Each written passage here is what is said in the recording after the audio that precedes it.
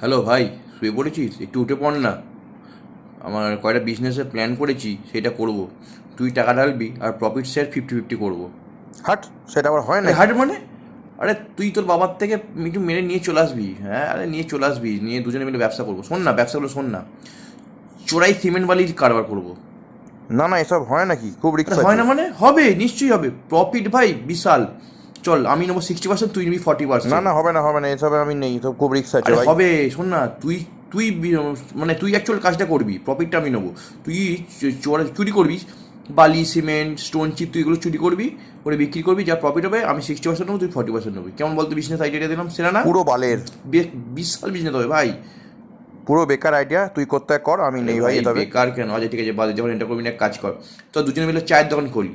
চায়ের দোকান খুলি, খুলে যা ইনকাম হবে, যা ইনকাম হবে, তুই নিবি 30%, আমি নেবো 70%। কিন্তু চাটা কিন্তু তুই করবি, ঠিক আছে? আর চাটা তুই করবি, পয়সাটা আমি নেবো, ক্যাশটা আমি নেবো। তোকে দেবো 30% প্রফিট, আমি দেবো 70% প্রফিট, ঠিক আছে? কেমন বলতো বিজনেস আইডিয়াটা দিলাম, সেটা না?